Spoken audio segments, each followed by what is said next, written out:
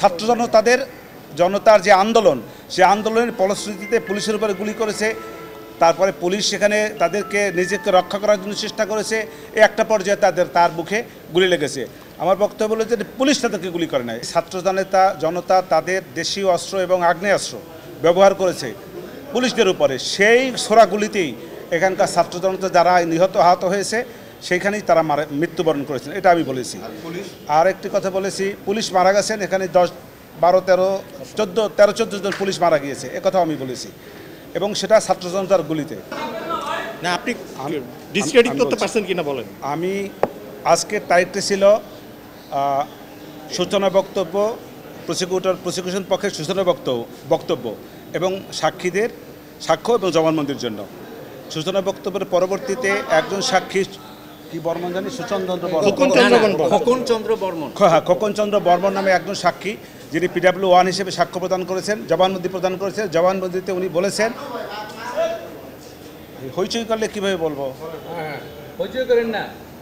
জবানবন্দিতে উনি বলেছেন উনি একটি বেসরকারি প্রতিষ্ঠানের মাইক্রোবাস চালক।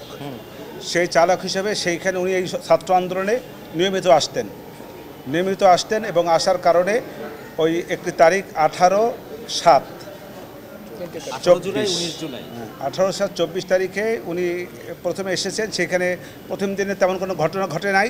দ্বিতীয় দিন 19 তারিখে এসেছেন, সেই দিন গোলাগুলি হয়েছে এবং সেইখানে কিছু লোক আহত হয়েছে এবং কিছু লোক নিহত হয়েছে, তারপরে চলে গেছে। RICL TMX, যুগের পর যুগ স্থাপনা থাকে মজবুত। এবং পরবর্তীতে 5ই আগস্ট উনিও ওই দিনও এই আন্দোলনের সঙ্গে ছিলেন এবং আন্দোলনে থাকাকালীন সময় একটা পর্যায়ে ওনারা যখন সাইনবোর্ড এলাকায় আসেন তখন ওনাদেরকে পুলিশ বাধা দিলে পরবর্তীতে সেনাবাহিনী আসেন। সেনাবাহিনী আসার পরে পুলিশকে সরে যায়। তারপরে ওনারা যাত্রাবাড়ির দিকে রওনা দেন। যাত্রাবাড়ি থানা এলাকায় আসার পরে পুলিশ ওইখানেও সেনাবাহিনী তাকে পুলিশকে সরে যেতে বলে, পুলিশ সরে যায়। পরবর্তীতে সেনাবাহিনী যাওয়ার পরে পুলিশ তাদের উপরে আবার নতুন করে আক্রমণ চালায় এবং সেখানে গুলি করে এবং সেই গুলিতে বেশ কয়েকজন ছাত্র জনতা মারা যায় এবং ওনার গায়েও একটা পর্যায়ে গিয়া গুলি লাগে। ওনার কাছাকাছি এসে ওনার মুখে গুলি করে, এটা উনি বলেছেন। এবং সেই গুলি করার পরেও পরবর্তীতে আশেপাশে যারা ছিল, আরও যারা ছাত্র এবং অন্যান্যরা, তারা ওনাকে নিয়ে হসপিটালে যায়। প্রথমে মুগ্ধ হাসপাতালে, ওখানে তাকে রাখেন না। পরবর্তীতে ঢাকা মেডিকেলে যান। তৎপরবর্তীতে ওনারা প্রাথমিক চিকিৎসার পরে মিরপুর ডেন্টাল হাসপাতালে ওনাকে পাঠান। তারপরে 10 দিন চিকিৎসার পরে উনি এসে বার্ন ইনস্টিটিউটে ভর্তি হন। সেইখানে চিকিৎসার পরে একটা পর্যায়ে ওনাকে রাশিয়া প্রেরণ করা হয়। রাশিয়া থেকে উনি এসছেন, আবার রাশিয়া যাবেন। সেখানে আমি বলেছি যে ছাত্র জনতা তাদের দেশীয় অস্ত্র এবং আগ্নেয়াস্ত্র ব্যবহার করেছে পুলিশদের উপরে। সেই ছোড়া গুলিতেই এখানকার ছাত্র জনতা যারা আহত হয়েছে সেইখানেই তারা মৃত্যুবরণ করেছেন, এটা আমি বলেছি।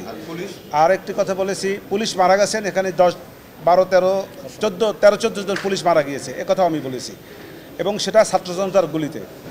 আর একটি কথা হইল, এই যে 3টি তারিখে উনি আন্দোলনে গিয়েছেন, এই 3টি তারিখে উনি কি ওই দিন কি বন্ধ ছিল না খোলা তারিখ ছিল? উনি বন্ধ থাকলে এক কথা, আর যেহেতু বন্ধ ছিল না, আমার কাছে ওই দিন খোলা তারিখ ছিল, অতএব উনি মালিকের কাছ থেকে পারমিশন নিয়ে যান নাই এবং যাইতে পারেনও না। উনি যে গিয়েছেন এই কথাটা অসত্য, এটা আমি বলেছি। গুলি খেয়েছে একটা ইয়েতে দেখা যায়, ভিডিওতে দেখা যায়। আমার বক্তব্য হলো গুলি খেয়েছে, কিন্তু এই গুলি ছাত্র জনতার যে আন্দোলন, সে আন্দোলনের ফলশ্রুতিতে পুলিশের উপরে গুলি করেছে। তারপরে পুলিশ সেখানে তাদেরকে নিজেকে রক্ষা করার জন্য চেষ্টা করেছে। একটা পর্যায়ে তার মুখে গুলি লেগেছে। আমার বক্তব্য হলো যে পুলিশ তাদেরকে গুলি করে নাই, এইদেরকে। আমি নিশ্চিত কি, এটা আমার বক্তব্য। নিশ্চিত কি, আমি তো ওখানে ছিলাম না, বলতে পারবো না।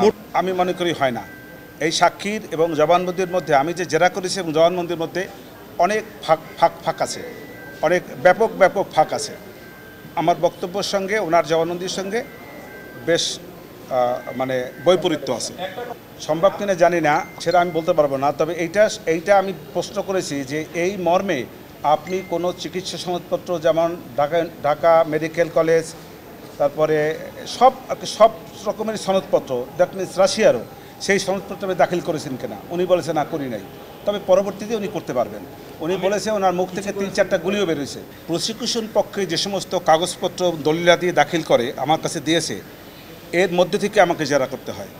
আমি কোনো উইপেন, ওই যে কথা আপনি বলেছেন যে ডকুমেন্টস, এই ডকুমেন্টস তখনই সংগ্রহ করা যায় যখন আসামি উপস্থিত থাকে, তার নিজের চেষ্টায় অথবা তার আত্মীয়স্বজনের চেষ্টায়, তখন সেই ডকুমেন্টসগুলা সংগ্রহ করা সম্ভব।